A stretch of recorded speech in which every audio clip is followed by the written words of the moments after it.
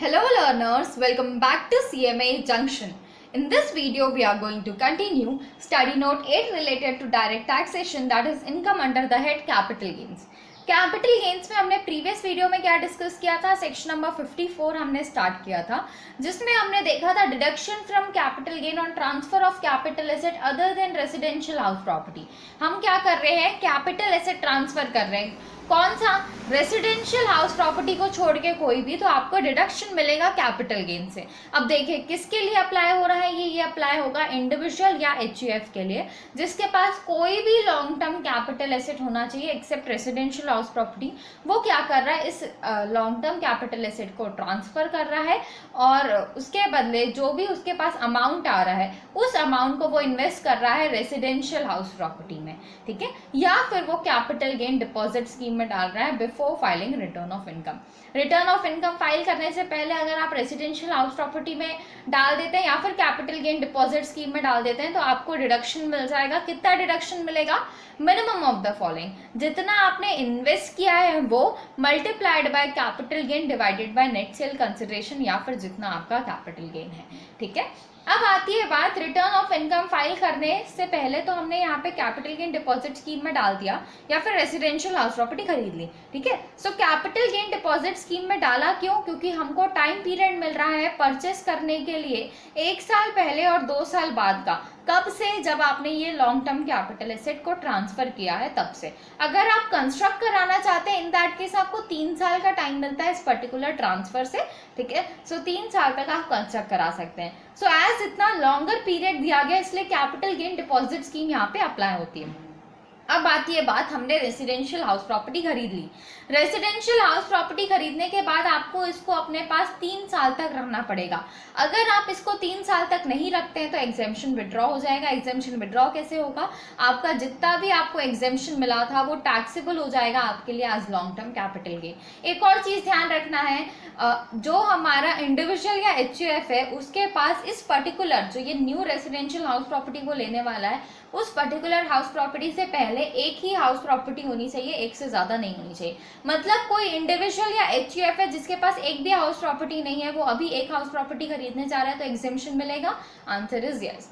एक house property है दूसरी खरीदने जा रहे हो, एग्जेम्पशन मिलेगा, answer is yes. 2 house property है तीसरी खरीदने जा रहे हो, एग्जेम्पशन मिलेगा, आंसर इज नो, नहीं मिलेगा। सो आपको एक और चीज ध्यान रखनी है कि यहाँ पे आपके पास एक ही हाउस प्रॉपर्टी होनी चाहिए, एक से ज्यादा नहीं होनी चाहिए जब आप ये अमाउंट इन्वेस्ट कर रहे हैं, जब आप डिडक्शन क्लेम करने चाह रहे हैं, ठीक है। अब देखिए, अब एज हमने रेसिडेंशियल हाउस प्रॉपर्टी को क्या बोला गया कि 3 साल तक आपको अपने पास रखना पड़ेगा जब भी आपने एक्वायर किया, डिडक्शन क्लेम कर लिया, एक्वायर करके हाउस प्रॉपर्टी, अब उसको 3 साल तक आपको अपने पास रखना पड़ेगा। अगर 3 साल से पहले आप बेच देते हैं इन दैट केस एग्जेम्पशन विड्रॉ हो जाएगा, या फिर आप दूसरी नई रेसिडेंशियल हाउस प्रॉपर्टी खरीद लेते हैं 3 साल से पहले तो भी एग्जेम्पशन विड्रॉ हो जाएगा। मतलब जब भी आपने एग्जेम्पशन लिया है उसके कम से कम 3 साल तक आपको न्यू रेसिडेंशियल हाउस प्रॉपर्टी भी नहीं खरीदनी है, ठीक है। कोई भी न्यू रेसिडेंशियल हाउस प्रॉपर्टी नहीं खरीदनी है, तभी ये एग्जाम्पशन जो आपको मिला है वो कंटिन्यू रहेगा। आई होप क्लियर हुआ हो सेक्शन नंबर 54F। अब आती है बात, हमने आपको एक एग्जाम्पल दिया था इससे related. Miss Isha has sold her land on 1/4/2019 को उसने बेचा है 70 लाख रुपीज में, और उसने इस लैंड को खरीदा था 10 लाख रुपीज में 1/4/2001 को। 1/8/2007 को उसने इस पे इम्प्रूवमेंट कराया है, 2 लाख का एक्सपेंस ऑन ट्रांसफर भी आपको दिया हुआ है। 1/12/2019 को उसने इससे रेसिडेंशियल हाउस प्रॉपर्टी खरीद ली, लैंड बेचा, लैंड बेचने से जो अमाउंट आया उससे रेसिडेंशियल हाउस प्रॉपर्टी खरीद ली और इसको बेच दिया 14/1/2021 को, ठीक है। सो एज लैंड बिका है तो कैपिटल गेन अराइज होगा। सो 70 लाख में हमने लैंड बेचा, एक्सपेंस ऑन ट्रांसफर 1 लाख था, नेट सेल कंसिडरेशन 69 लाख आया। कॉस्ट ऑफ एक्विजिशन, लैंड कितने पे खरीदा था, 10 लाख पे खरीदा था, 1/4/2001 को खरीदा था, उसके हिसाब से इंडेक्सेशन करके हमने निकाल लिया। नेक्स्ट हमने इम्प्रूवमेंट कराया है, 2 लाख का कब कराया था, 2007-8 में कराया था, उसके हिसाब से इंडेक्सेशन करके हमने इम्प्रूवमेंट निकाल लिया। एट लास्ट हमारे पास लॉन्ग टर्म कैपिटल गेन आ रहा है। अब आती है बात एग्जेम्पशन क्लेम करने के लिए, तो एग्जेम्पशन किसको मिलता है, इंडिविजुअल या एचयूएफ को मिलेगा। किस चीज पे मिलेगा? कोई भी लॉन्ग टर्म कैपिटल इसे ट्रांसफर करना है एक्सेप्ट रेसिडेंशियल हाउस प्रॉपर्टी। क्या लैंड रेसिडेंशियल हाउस प्रॉपर्टी है? Answer is no, land residential house property नहीं है। In that case exemption continued है, और साथ साथ जो आपका प्रॉपर्टी है वो लॉन्ग टर्म होना चाहिए। कंडीशन सारी फुलफिल हो रही है। हमारे पास एक भी हाउस नहीं था, हम एक नया हाउस खरीदने जा रहे हैं, ठीक है। इन दैट केस हमको एग्जेम्पशन यहाँ पे मिलेगा। एग्जेम्पशन कितना मिलेगा? मिनिमम ऑफ द फॉलोइंग, कितना? जितना आपने अमाउंट इन्वेस्ट किया है, दैट इज हमने न्यू हाउस खरीदने में कितना इन्वेस्ट किया है? 60 लाख रुपीज हमने इन्वेस्ट किया है, और या फिर multiplied by long term capital gain divided by net sale consideration. ये करने से जो अमाउंट आया वो, या फिर जितना लॉन्ग टर्म कैपिटल गेन है, विच एवर इज लोअर। तो हमारा लोअर आ रहा है ये वाला पॉइंट, और उसके हिसाब से हमने ये एग्जेम्पशन लिख ली, और at last taxable long term capital gain आ रहा है। अब देखिए, हमको डिडक्शन तो मिल गया, लेकिन हमको क्या करना था? उस पर्टिकुलर हाउस को हमको 3 साल तक अपने पास रखना था। लेकिन हमने क्या किया? उस हाउस को बेच दिया 80 लाख में 14/1/2021 को। खरीदा कब था? 2019 को। 2021 के स्टार्टिंग में ही बेच दिया। 2019 के एंड में खरीदा था, 2021 के स्टार्टिंग में ही बेच दिया। तो हम बोल सकते हैं अप्रोक्सीमेटली 1 ईयर के आसपास ही आपने उसको सेल कर दिया। 1 ईयर में ही सेल कर दिया, तो एग्जेम्पशन हमारी विड्रॉ हो जाएगी। एग्जेम्पशन विड्रॉ कैसे होगी? 80 लाख में सेल किया, 60 लाख आपका एक्विजिशन का अमाउंट था, शॉर्ट टर्म कैपिटल गेन आया किसके ऊपर? सेल के ऊपर। एग्जेम्पशन विड्रॉ करने के लिए हमको क्या करना है? उस पर्टिकुलर अमाउंट को as long term capital gain taxable करना है, जितना भी एग्जेम्पशन आपको पहले मिला था। एग्जेम्पशन कितना मिला था? 31,03424। वही सेम अमाउंट हमारा as long term capital gain यहाँ पे टैक्सेबल हो जाएगा। आई होप क्लियर हुआ हो किस तरीके से कैलकुलेशन होंगी। अब मैंने आपको बोला था कि सेक्शन नंबर 54 में एक इंपॉर्टेंट चीज में आपको बतानी है। क्या बतानी है? देखिए, मिस्टर हरीश है जिसके पास ज्वेलरी है 20 लाख की, 1/4/2019 को उन्होंने ये सेल कर दिया, ठीक है, जो कि उन्होंने खरीदा था 1/4/2008 को 8 लाख रुपीस में। उनके पास एक प्लॉट ऑफ लैंड भी था, वो भी उन्होंने सेल कर दिया 18 लाख रुपीस में 1/7/2019 को। इसके ये जो लैंड है वो उन्होंने खरीदा था 1/7/2009 को 5 लाख रुपीस का। इसके बाद इसको बेच के उन्होंने रेसिडेंशियल हाउस प्रॉपर्टी खरीदी है 30 लाख की 1/2/2020 को। आपको कंप्यूट करना है कैपिटल गेन, ठीक है। सबसे पहले एक चीज ध्यान दीजिए, यहाँ पे हम क्या कर रहे हैं? हम ज्वेलरी भी बेच रहे हैं और हम लैंड भी बेच रहे हैं, उसके बदले क्या खरीद रहे हैं? Residential house property. सबसे पहले बताओ कि दोनों लॉन्ग टर्म कैपिटल एसेट हैं कि नहीं। सो हमने 1/4/2019 को सेल किया, 1/4/2008 को खरीदा था, तो ज्वेलरी तो हमारा लॉन्ग टर्म है।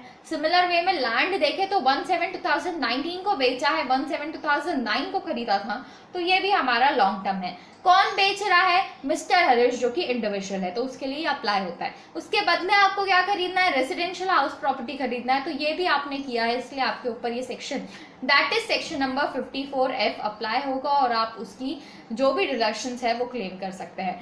सबसे पहले ध्यान दीजिए, 2 एसेट बेच के 1 एसेट खरीद रहे हैं, तो एग्जेम्पशन मिलेगा कैसे वो समझना होगा हमको सबसे पहले। तो फुल वैल्यू ऑफ कंसिडरेशन देखिए, ज्वेलरी हमने कितने पे बेचा? 20 लाख पे ज्वेलरी बेची।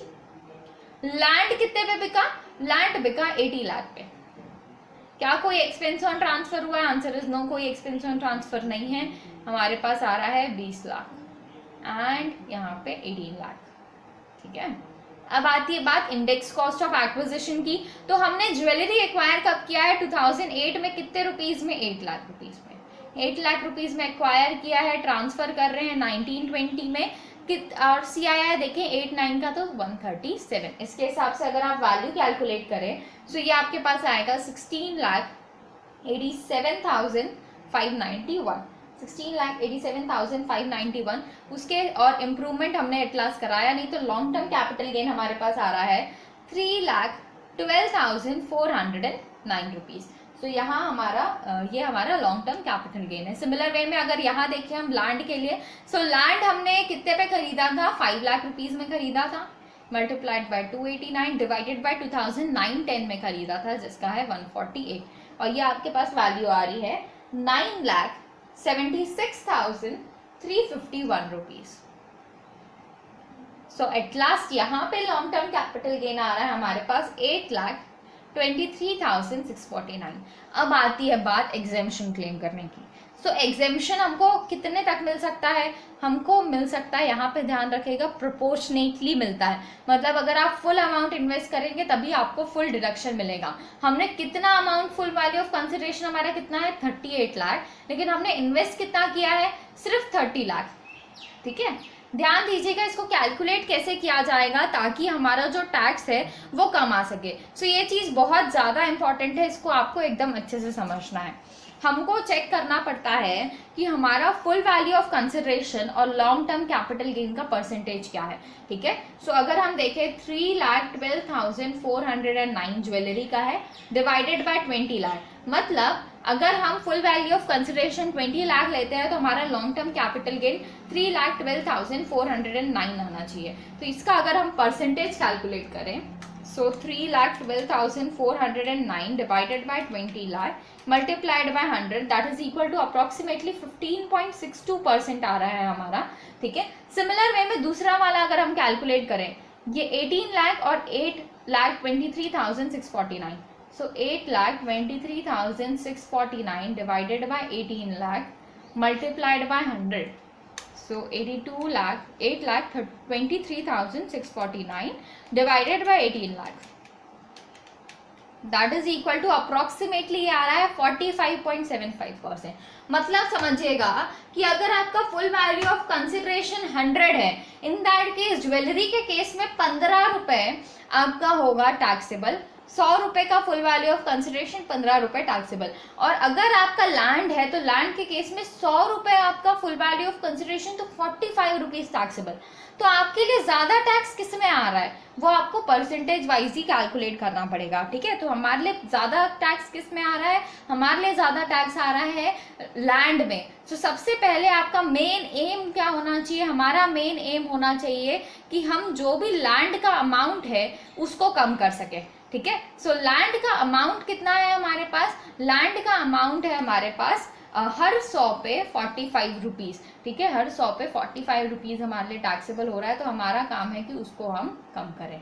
ठीक है, सो मैं आपको यहाँ पे कैलकुलेशंस करके बता रही हूँ कि किस तरीके से आपको ये चीज करनी है।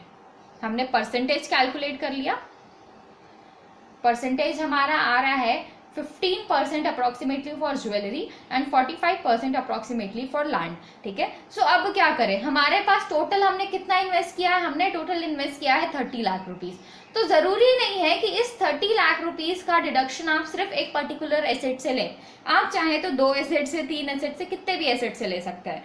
सो एज हमको पता है कि हमको सबसे पहले लैंड का पूरा अमाउंट को क्लियर करना है, तो लैंड का फुल वैल्यू ऑफ कंसिडरेशन कितना है 18 लाख। सो ये 18 लाख अलग कर दीजिए फॉर लैंड, और इसमें 30 लाख में से कितना रुपए बचा, 12 लाख रुपीज बचा, ये अलग कर दीजिए फॉर ज्वेलरी। ठीक है, तो सबसे पहले हम डिडक्शन लेंगे लैंड से, कितना डिडक्शन लेंगे, 18 लाख के हिसाब से डिडक्शन लेंगे। सो हमको डिडक्शन कैसे मिलता है, आपका लॉन्ग टर्म कैपिटल गेन कितना है मल्टीप्लाइड बाय आपने इन्वेस्ट कितना किया है डिवाइडेड बाय आपका नेट सेल कंसिडरेशन। ठीक है, हम ये नेट सेल कंसिडरेशन देखेंगे, नेट सेल कंसिडरेशन के हिसाब से होगा। यहाँ पे net sale consideration full value of consideration same था, इसलिए मैंने फुल वैल्यू ऑफ कंसिडरेशन बोला। आपको क्या चेक करना है, net sale consideration. So net sale consideration भी 18 लाख है। सो ये गया, ये क्या आपके पास बच रहा है एट लास्ट कैपिटल गेन, और ये अमाउंट आपका पूरा का पूरा यहाँ पे क्लेम कर लीजिए, और at last long term capital gain taxable वाला आपका निल आ रहा है। सिमिलर वे में हम कैलकुलेट करेंगे फॉर नेक्स्ट वन। ठीक है, सो नेक्स्ट हमारे पास है ज्वेलरी के लिए, तो ज्वेलरी के लिए कैलकुलेशंस करेंगे हम यहाँ पे। अब देखिए ज्वेलरी का कैलकुलेशन कर रहे हैं। ज्वेलरी के लिए हमारे पास 30 लाख रुपीज इन टोटल था, हमने 18 लाख रुपीज किस में लगा दिया, लैंड में लगा दिया, बचा कितना 12 लाख रुपीज। ये 12 लाख रुपीज हम ज्वेलरी के लिए लगाएंगे। सो हमारे पास कैपिटल गेन है 3,12,409 मल्टीप्लाइड बाय कितना अमाउंट इन्वेस्ट कर रहे हैं हम 12 लाख रुपीज डिवाइडेड बाय हमारे पास नेट सेल कंसिडरेशन कितना है 20 लाख। सो अगर आप ये कैलकुलेट करें तो ये आपके पास अमाउंट आएगा ऑफ रुपीज 1,87,445। ठीक है, और एट लास्ट आपका taxable long term capital gain आ रहा है 1,24,964।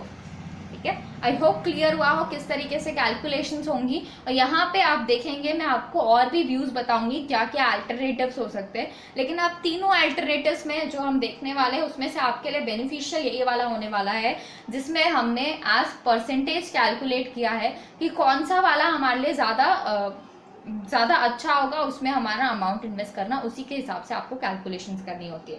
देखिए फर्स्ट अल्टरनेटिव तो हो गया, हमने पहले पैसे ज्वेलरी में लगाए, पहले पैसे लैंड में लगाए, दूसरे पैसे हमने ज्वेलरी में लगाए। सेकेंड अल्टरनेटिव हो सकता है आप पहले ज्वेलरी में लगा लो फिर लैंड में लगा लो। थर्ड अल्टरनेटिव क्या हो सकता है, दोनों में एक साथ लगाओ।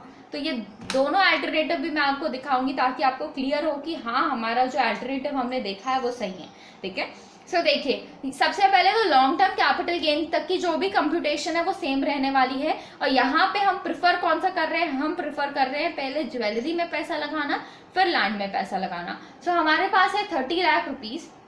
30 लाख रुपीज में से ज्वेलरी का हमारे पास नेट सेल कंसिडरेशन है 20 लाख। सो उसमें हमने पहले पैसे लगा दिए, बचा कितना 10 लाख रुपीज। ये 10 लाख रुपीज हम यूज करेंगे फॉर लैंड, ठीक है। सो 20 लाख हम यूज कर रहे हैं फॉर ज्वेलरी। तो कैसे कैलकुलेशन होगी, लॉन्ग टर्म कैपिटल गेन कितना है 3,12,409, हमने इन्वेस्ट कितना किया 20 लाख डिवाइडेड बाय हमारा नेट सेल कंसिडरेशन कितना है 20 लाख। तो एट लास्ट हमारा यहाँ पे 3,12,409 आ रहा है, यहाँ पे टैक्सेबल निल हो गया। नेक्स्ट यहाँ की बात करें अगर हम, तो यहाँ पे हमारे पास कैपिटल गेन है 8,23,649 मल्टीप्लाइड बाय हमने अमाउंट इन्वेस्ट किया 10 लाख डिवाइडेड बाय 18 लाख, ठीक है। सो इसका अगर आप अमाउंट देखें तो ये हमारे पास आएगा 4,57,583। तो एट लास्ट टैक्सेबल यहाँ पे आपके पास अमाउंट आ रहा है 3,66,066, ठीक है। यहाँ पे टैक्सेबल है 3,66,066, वहां पे कितना टैक्सेबल है 1,24,964। यहाँ पे आप देख सकते हैं हमारे लिए फर्स्ट अल्टरनेटिव बेटर है। थर्ड केस हमारा क्या हो सकता है, थर्ड केस जहां पे हम दोनों को एक साथ लें, दोनों को एक साथ लेंगे तो हम बोलेंगे कि हमारे पास लॉन्ग टर्म कैपिटल गेन कितना है, इन दोनों को ऐड कर दो। लॉन्ग टर्म कैपिटल गेन है हमारे पास 11,36,058, ठीक है। सो 11,36,058 रुपीज है। हमने अमाउंट इन्वेस्ट कितना किया है, टोटल 38 लाख रुपीज इन्वेस्ट किया है। नेट सेल कंसिडरेशन भी हम टोटल देखेंगे, टोटल कितना है 38 लाख।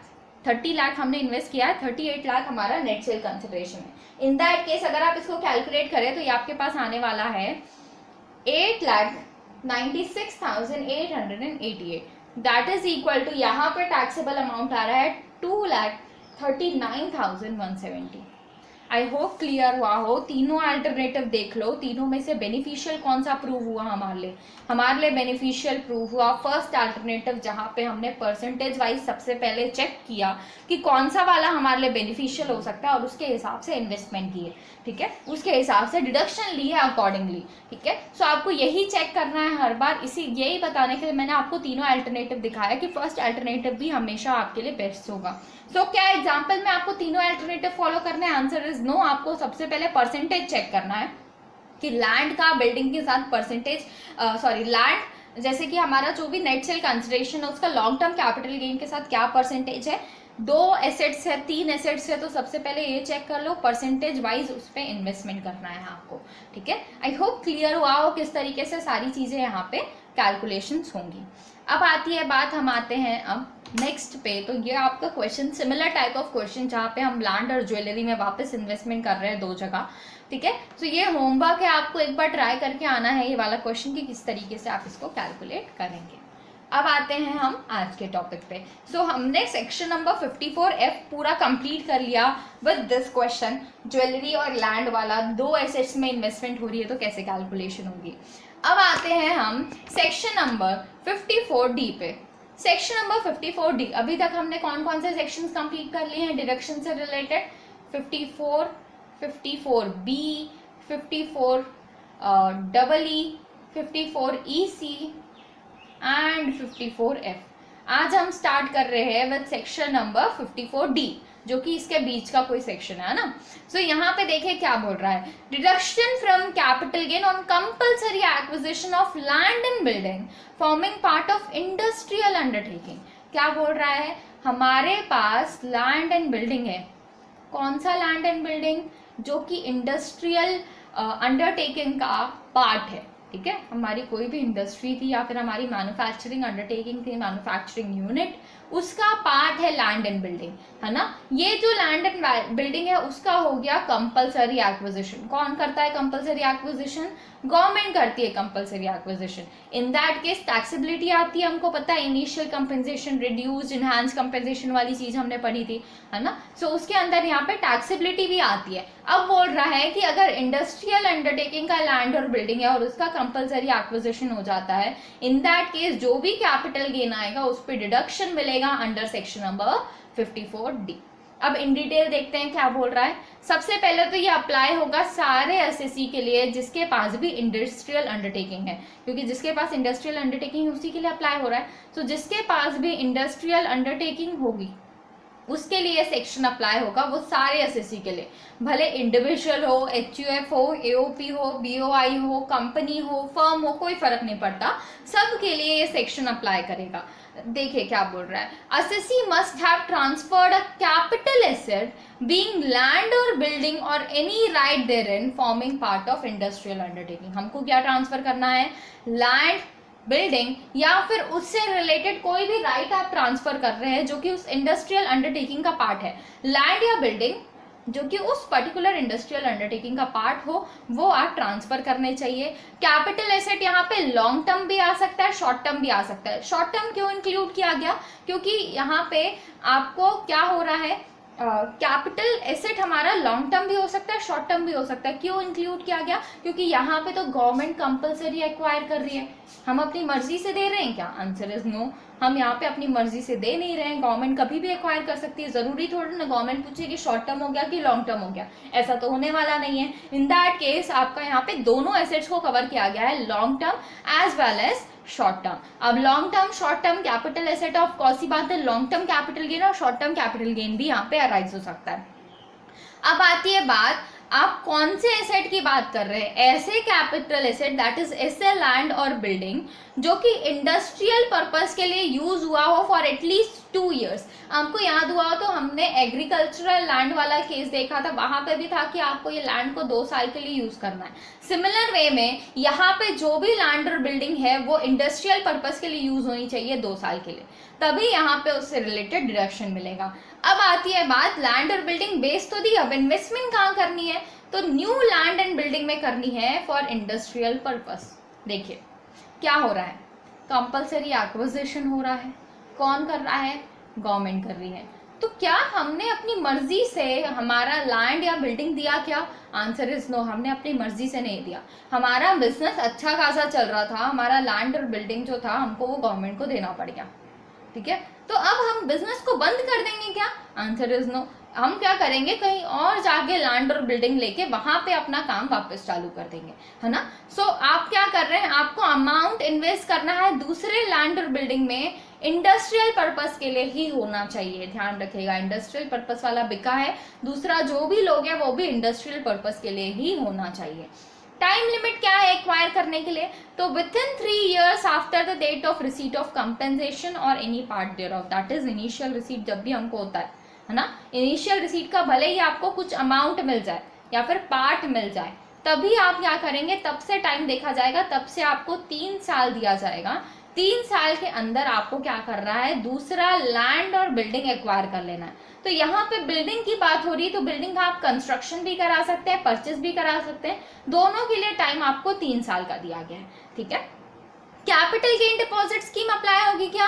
आंसर इज यस, क्योंकि 3 साल का टाइम दिया गया, लॉन्गर पीरियड का टाइम दिया गया, तो कैपिटल गेन डिपॉजिट स्कीम भी यहाँ पे अप्लाई होती है। अब आती है बात main point, that is deduction कितना मिलेगा। सो डिडक्शन जैसा नॉर्मल आपको मिलता आया है उसी तरीके से मिलेगा। 54F में हमने 54 में जो देखा था same amount of deduction, that is investment in new asset आपने कितना किया और कैपिटल गेन कितना आया। Revocation of benefit and it's treatment भी सेम तरीके से रहेगा जैसा 54 में देखा था हमने। अगर कैपिटल गेन डिपॉजिट स्कीम में आपने अमाउंट डाला है वो मिस यूटिलाइज हो गया तो वो टैक्सेबल हो जाएगा एज कैपिटल गेन, और अनयूटिलाइज हो गया तो भी टैक्सेबल हो जाएगा as capital gain in the year cut off date expire, और यहाँ पे जब आपका मिस यूटिलाइजेशन हुआ है, ठीक है। कितना, कौन सा कैपिटल गेन आएगा, लॉन्ग टर्म आएगा कि शॉर्ट टर्म आएगा, तो ये डिपेंड करता है आपके एसेट के ऊपर और उसके हिसाब से ये डिसाइड होगा। देखिए नेक्स्ट हम आते हैं newly acquired land and building हमने ट्रांसफर कर दी है तो भी आपका जो भी बेनिफिट आपको मिला था वो रिवोक कर लिया जाएगा। आपने अगर अपनी newly acquired land and building 3 साल के अंदर आपने क्या किया, ट्रांसफर कर दिया, तो रिवोकेशन कैसे होगा, कॉस्ट ऑफ एक्विजिशन से वो पर्टिकुलर अमाउंट आप डिडक्ट करेंगे जैसे हमने सेक्शन नंबर 54 में देखा था। तो आप बोल सकते हैं कि टाइम लिमिट को छोड़ के जो सारे डिडक्शन है, टाइम लिमिट हमारी उसमें 3 साल है, लेकिन 54 में परचेस के लिए अलग, कंस्ट्रक्शन के लिए अलग रहती है ना। तो यहाँ पे आपका टाइम लिमिट को छोड़ के बाकी सारी चीजें आज दैट ऑफ सेक्शन नंबर 54 है, जैसा सेक्शन नंबर 54 में देखा था सेम टाइप ऑफ पॉइंट्स यहाँ पे कवर्ड है। आई होप क्लियर हुआ हो। ये था हमारा सेक्शन नंबर 54D। इजी था। हमने क्या किया, गवर्नमेंट ने हमारे एसेट को कंपल्सरीली एक्वायर कर लिया है, ठीक है। इससे रिलेटेड मैं आपको पॉइंट्स एक बार और क्लियर कर देती हूँ ताकि आपको कोई भी डाउट ना रहे यहाँ पे। हम आ रहे हैं सेक्शन नंबर 54D में। किसके लिए अप्लाई होगा, ये अप्लाई होगा सारे एसएससी के लिए, सारे एसएससी के लिए जिसका अपना इंडस्ट्रियल अंडरटेकिंग है ना, जिसके पास इंडस्ट्रियल अंडरटेकिंग है उसके लिए अप्लाई होगा। उसके पास क्या होनी चाहिए, लैंड और बिल्डिंग होनी चाहिए। ये लैंड और बिल्डिंग गवर्नमेंट ने कंपल्सरीली एक्वायर की होनी चाहिए। आपकी लैंड और बिल्डिंग गवर्नमेंट ने कंपल्सरीली एक्वायर कर ली। ये लैंड और बिल्डिंग आपकी शॉर्ट टर्म भी हो सकती है और लॉन्ग टर्म भी हो सकती है, कोई फर्क नहीं पड़ेगा, दोनों में से कोई भी हो सकती है। गवर्नमेंट ने कंपल्सरीली एक्वायर कर ली। अब कंपल्सरी एक्वायर कर ली तो गवर्नमेंट हमको कंपेंसेशन भी देती है फॉर कंपल्सरी एक्विजिशन। ये कंपेंसेशन को हम क्या करते हैं, टैक्सेबल करते हैं, है ना। ये टैक्सेबल ना हो उस पर हमको क्या मिल रहा है, डिडक्शन मिल रहा है। अब कंपेंसेशन गवर्नमेंट दे रही है तो ये कंपेंसेशन जो है कुछ अमाउंट हमारे पास आ रहा है ना। ये अमाउंट आपको इन्वेस्ट करना है। कहाँ इन्वेस्ट करना है, न्यू लैंड और बिल्डिंग जो कि आप यूज करने वाले हैं फॉर इंडस्ट्रियल पर्पस ओनली। ऐसी लैंड और बिल्डिंग जो कि आप इंडस्ट्रियल पर्पस में ही इन्वेस्ट करने वाले हैं, ठीक है। ध्यान दीजिएगा ये लैंड और बिल्डिंग के लिए आपको टाइम दिया गया है 3 साल का। मतलब जब भी आपने ये कंपल्सरी एक्वायर हुआ और जब भी आपको ये कंपेंसेशन मिला ना, इस कंपेंसेशन से 3 साल का आपको टाइम मिलेगा। 3 साल के अंदर आप अपना लैंड और बिल्डिंग कंस्ट्रक्ट करा सकते हैं या फिर आप परचेस कर सकते हैं, ठीक है। 3 साल का पीरियड आपके पास है। अब क्या बोला गया, इतना आई होप क्लियर हुआ हो। आपको क्या खरीदना है, लैंड और बिल्डिंग खरीदना है। क्या capital gain deposit scheme apply होगी, answer is yes, capital gain deposit scheme apply होगी क्योंकि 3 साल का टाइम मिला है। डिडक्शन कितना मिलेगा, डिडक्शन मिलेगा जितना भी अमाउंट हमने इन्वेस्ट किया है वो, या फिर जितना भी हमारा कैपिटल गेन आ रहा है वो, विच एवर इज लेस उतना अमाउंट का आपको डिडक्शन मिल जाएगा। अब आती है बात एग्जेम्पशन विड्रॉल की। अगर आपने ये लैंड और बिल्डिंग 3 साल से पहले ही क्या कर दी, सेल कर दी, 3 साल से पहले ही बेच दी, in that case exemption withdraw हो जाएगा। और आज लैंड और बिल्डिंग सेल कर दिया हमने 3 साल से पहले, तो आपने सेल किया होगा तो टैक्सेबिलिटी आएगी उसकी। तो उस टैक्सेबिलिटी में जो कॉस्ट ऑफ एक्विजिशन लेंगे उससे आपका एग्जेम्पशन विड्रॉल को आपको माइनस करना है।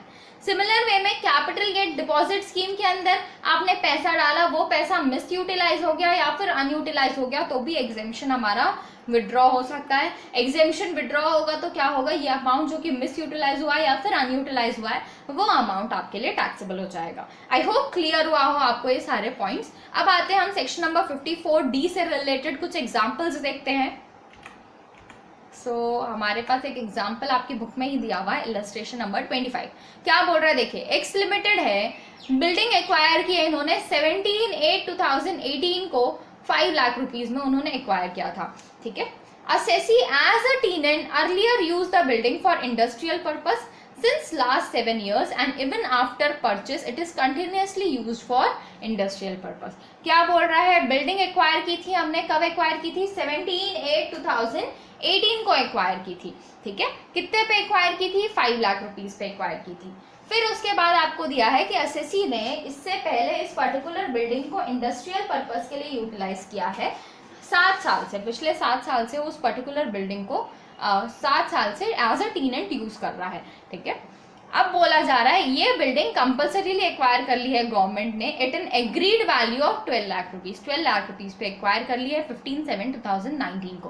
कंपेंसेशन रिसीव कब हुआ, 1/3/2020 को। अब समझिएगा हमको क्या बोला गया है कि हमारे पास जो भी लैंड या बिल्डिंग होगा वो हमको किसके लिए यूज करना है, इंडस्ट्रियल पर्पस के लिए यूज करना है। कब तक करना है, कम से कम 2 साल के लिए आपको उसको एज इंडस्ट्रियल पर्पस यूज करना है, तभी आपको डिडक्शन मिलेगा। ध्यान दीजिएगा, एक्स लिमिटेड के पास ये जो बिल्डिंग आई है वो बिल्डिंग 17/8/2018 को उसने एक्वायर की है, 17/8/2018 को एक्वायर की है। उससे पहले वो उस पर जो भी काम कर रहा था वो एज अ टीनेंट काम कर रहा था।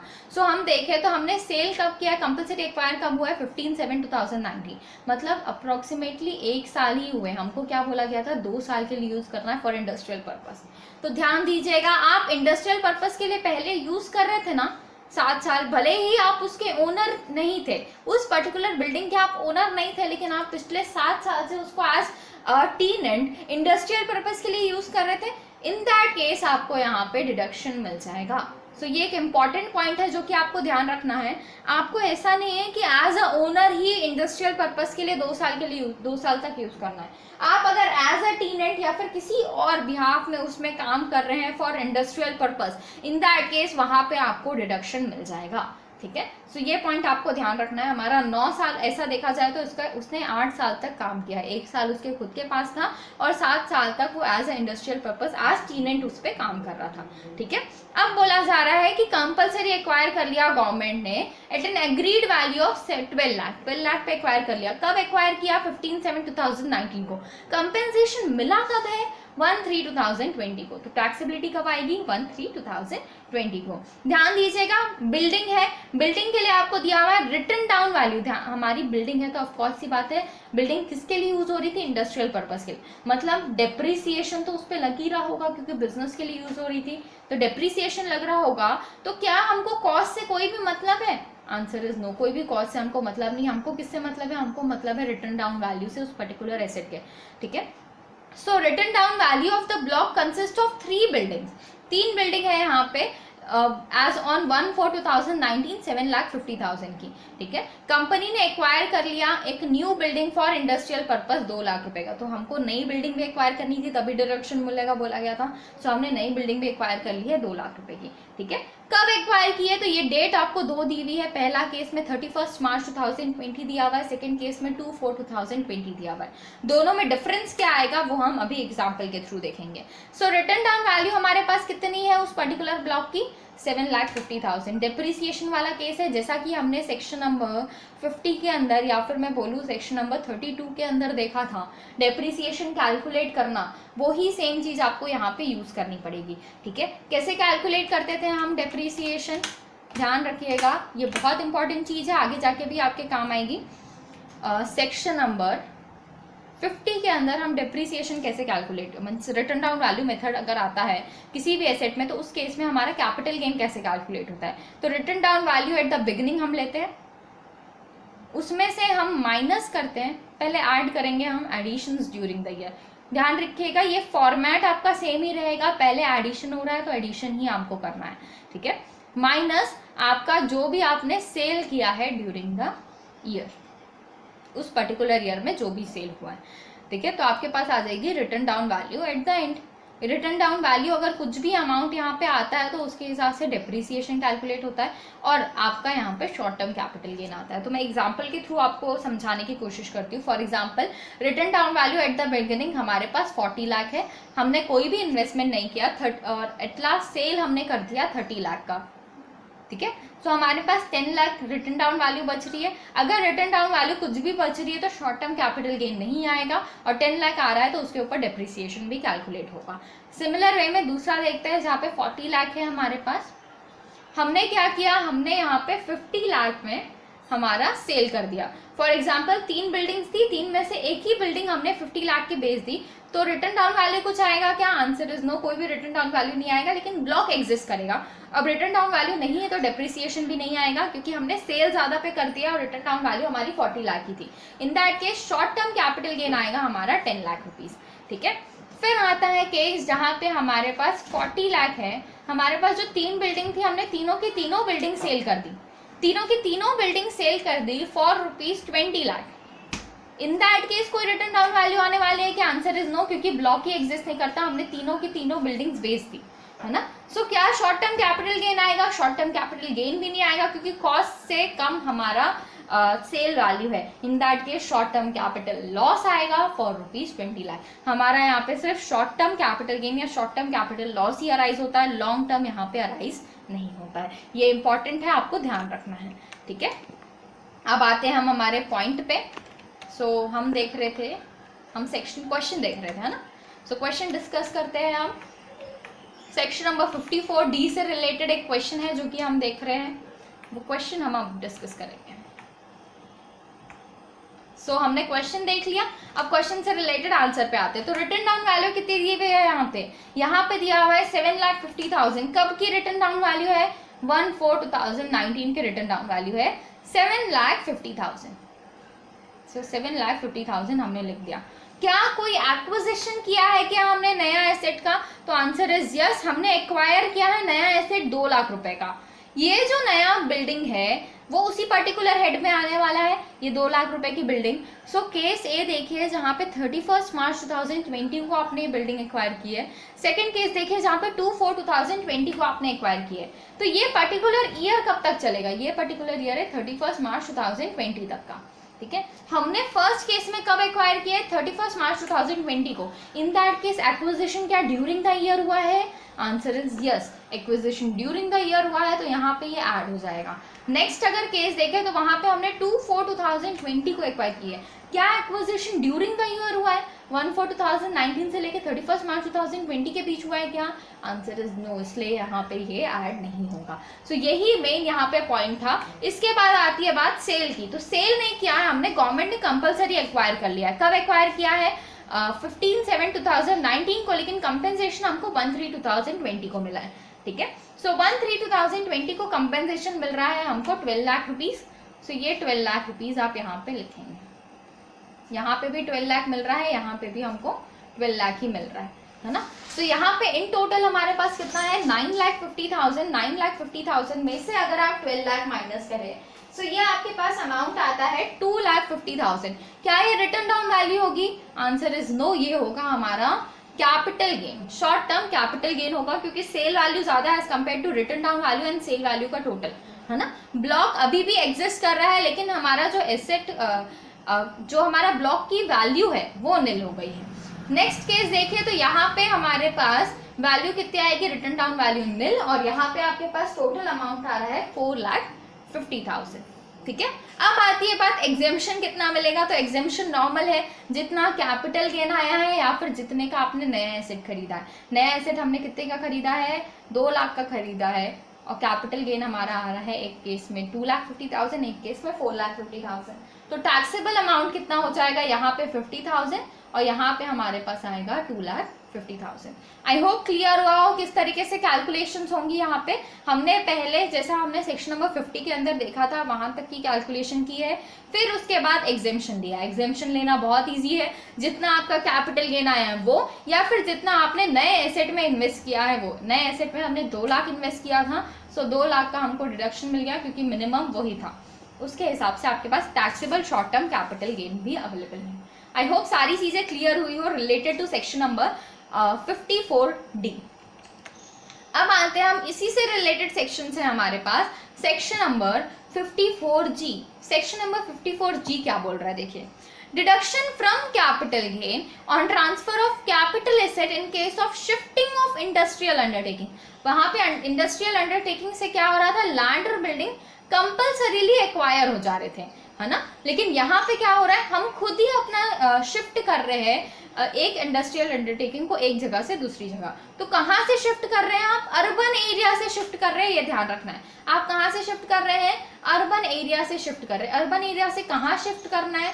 Other than urban area. Other than urban area क्या होता है? इज रूरल एरिया, ठीक है। अदर देन अर्बन एरिया मतलब रूरल एरिया। गवर्नमेंट क्या चाहती है? गवर्नमेंट चाहती है कि ज्यादातर ऐसा लोग करे, क्योंकि जहाँ ज्यादा से ज्यादा इंडस्ट्रियल अंडरटेकिंग होगी वहां उतना ज्यादा डेवलपमेंट होता है। सो आज हमको पता है अर्बन एरिया में बहुत ज्यादा इंडस्ट्रियल अंडरटेकिंग्स होती है, इसलिए वहां पे बहुत ज्यादा डेवलपमेंट होता है। इंडस्ट्रियल अंडरटेकिंग है तो रोड्स होंगे, ठीक है, सारी हॉस्पिटल्स होंगे, सारी चीजें वहां पे प्रोवाइड की जाएंगी, ठीक है।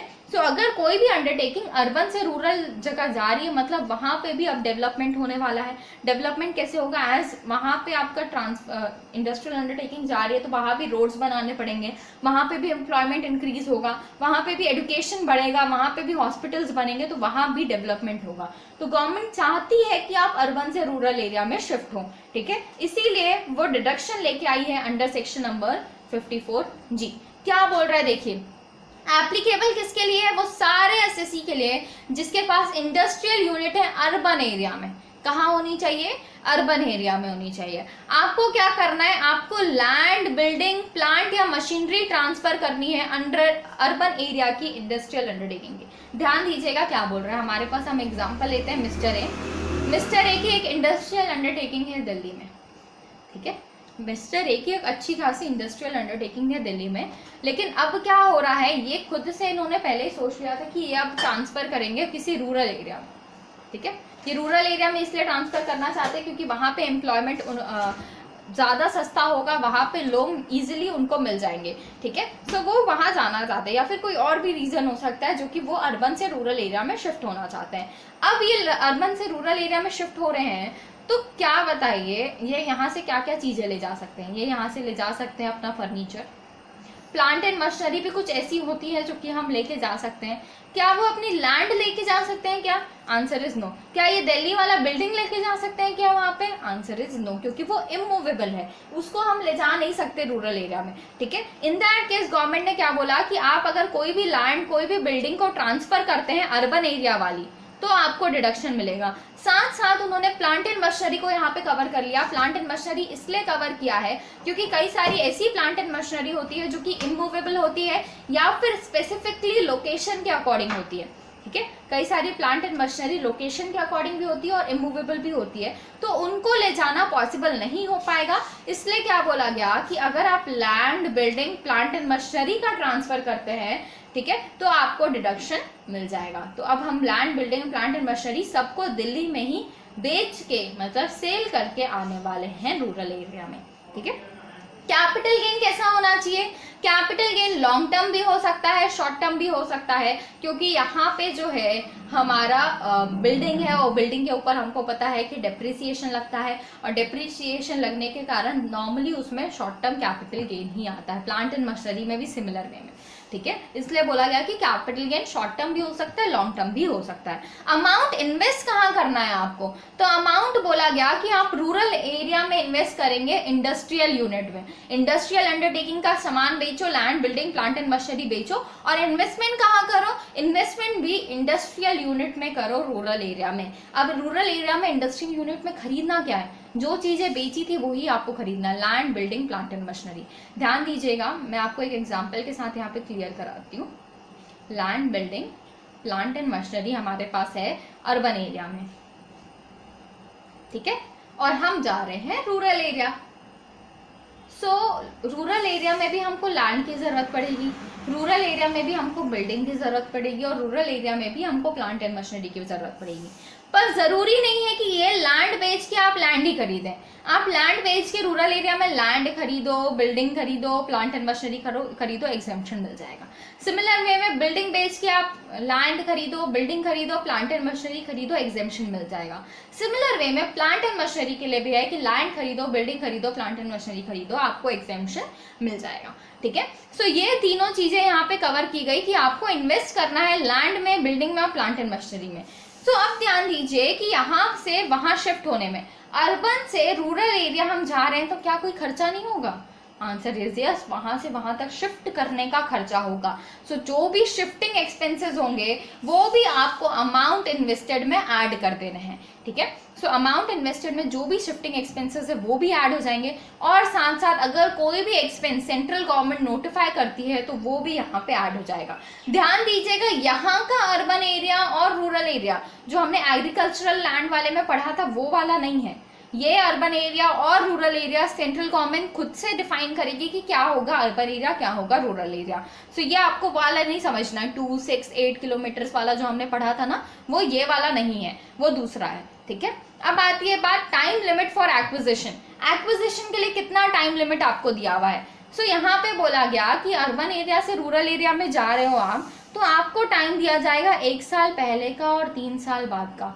जब भी आपने ट्रांसफर किया है land, building, plant and machinery urban area का, उससे 1 साल पहले और 3 साल बाद। 1 साल पहले क्यों इंक्लूड किया गया, ध्यान दीजिएगा। अब हमारा अर्बन एरिया में इंडस्ट्रियल अंडरटेकिंग का अच्छा खासा चल रहा था, पर हमको लगा किसी रीजन से रूरल एरिया शिफ्ट होना है। अब ये क्या हमको बीच में पता चलेगा, हमको अचानक से पता चलेगा कि जैसे कंपलसरी एक्विजिशन में था, कभी भी हो सकता है, हमको कोई आइडिया नहीं है। ऐसा तो होने वाला नहीं है। आप खुद की मर्जी से अर्बन से रूरल में ट्रांसफर हो रहे, तो या तो आपको पहले से ही पता है कि हाँ हमको ट्रांसफर करना है ना। सो क्या आप ऐसा करेंगे क्या कि यहाँ का पूरा बंद कर दें और उसके बाद जाके वहां शिफ्ट हो, तो उसमें आपका 1 साल 2 साल आपको लग जाएगा आराम से। तो क्या उतने टाइम पीरियड तक आपकी अंडरटेकिंग बंद रहेगी? Answer is no. तो क्या होता है, जब आप अर्बन एरिया में हैं तभी से आप क्या करते हैं, वहां पे रूरल एरिया में अपनी तैयारियां करना चालू कर देते हैं। तो गवर्नमेंट ने बोला कि इसीलिए कि आज आपको यहाँ पे भी चला के रखनी है और वहां पे भी मेंटेन करना होगा, इसलिए हमको 1 साल यहाँ आपको टाइम दे रहे हैं पहले। मतलब जब भी आपने ये सेल किया लैंड, बिल्डिंग और प्लांट एंड मशीनरी, उससे 1 साल पहले का और 3 साल बाद का आपके पास टाइम है नए एसेट्स को एक्वायर करने के लिए। ठीक है, कैपिटल गेन स्कीम एप्लीकेबल होगी क्या? आंसर इज यस, क्योंकि 3 साल का टाइम दिया गया है। 3 साल का टाइम दिया गया तो कैपिटल गेन स्कीम हमको अप्लाई करना ही होगा। अब आती है बात डिडक्शन की। सो डिडक्शन कितना मिलेगा यहाँ पे? डिडक्शन मिलेगा मिनिमम ऑफ द फॉलोइंग, जितना आपने अमाउंट इन्वेस्ट किया है या फिर जितना कैपिटल गेन आ रहा है, इन दोनों में से मिनिमम। ये सेक्शन नंबर 54 के हिसाब से ही है, या फिर आप बोल सकते हैं 54D के हिसाब से है ना। 54D में भी सेम चीजें थी, अमाउंट इन्वेस्टेड या फिर कैपिटल गेन, और बाकी सारे points that is revocation of benefit और रिवोकेशन से क्या क्या ट्रीटमेंट होगा, ये सब भी सेम है as that of section number 54D। I hope clear हुआ हो। सेक्शन नंबर 54 कौन सा देखा हमने? Section number 54G। क्या सेक्शन था? सेक्शन नंबर 54G हमको बोल रहा था कि हमारा यहाँ पे हमको अर्बन एरिया से रूरल एरिया में हम शिफ्ट हो रहे हैं तो हमको डिडक्शन मिलेगा। आपको क्या करना है, land, building, plant and machinery transfer करना है, उसके बदले land, building, plant and machinery ही खरीदना है। कहाँ खरीदना है? रूरल एरिया में खरीदना है। शिफ्टिंग एक्सपेंसेस और गवर्नमेंट को नोटिफाई करती है तो वो एक्सपेंसेस भी आपको अलाउ कर दिए जाएंगे। ठीक है, फिर आती है बात कितना डिडक्शन दिया जाएगा, तो जितना आपने अमाउंट इन्वेस्ट किया है वो, या फिर जितना आपका यहाँ पे कैपिटल गेन आ रहा है वो, मिनिमम ऑफ द फॉलोइंग आपको डिडक्शन मिल जाएगा। अब आती है बात, आपने कैपिटल गेन डिपॉजिट स्कीम में पैसे डाल दिए रिटर्न ऑफ इनकम फाइल करने से पहले, लेकिन वो अमाउंट आपने मिस यूटिलाइज कर लिया, मतलब land, building, plant and machinery में यूटिलाइज नहीं किया, तो वो आपका टैक्सेबल हो जाएगा as capital gain in the year of misutilisation. जब भी मिस यूटिलाइज आपने किया होगा तभी वो टैक्सेबल हो जाएगा। या फिर आपने अनयूटिलाइज रखा, मतलब 3 साल का टाइम तो बीत गया, अभी तक हमने उसको यूटिलाइज ही नहीं किया, इन दैट केस अनयूटिलाइज अमाउंट भी टैक्सेबल हो जाएगा एज कैपिटल गेन। दूसरा केस, एज हमको 3 साल तक आपने जो भी एसेट एक्वायर किया है land, building, plant and machinery, उसको आपको 3 साल तक रखना है अपने पास जब भी आपने एक्वायर किया उससे। अगर आप ऐसा नहीं करते हैं, 3 साल से पहले ट्रांसफर कर देते हैं, इन दैट केस जो भी डिडक्शन मिला था वो विड्रॉ हो जाएगा। कैसे विड्रॉ होगा? कॉस्ट ऑफ एक्विजिशन से डिडक्शन आप माइनस कर देंगे। ठीक है, आई होप सारी चीजें क्लियर हुई और related to section number 54G। 54G के बाद हमारा GA और GB बचता है और 54G से रिलेटेड एग्जांपल्स भी बचते हैं। सो ये सारी चीजें हम नेक्स्ट क्लास में कंटिन्यू करेंगे। आज की क्लास हम यही एंड करते हैं। आई होप आपको आज की क्लास हेल्पफुल लगी हो। अगर आपको आज का वीडियो हेल्पफुल लगा सो प्लीज वीडियो को लाइक कीजिए, शेयर कीजिए, सब्सक्राइब कीजिए and don't forget to press that bell icon to get more updates. So that's it, see you all in the next video.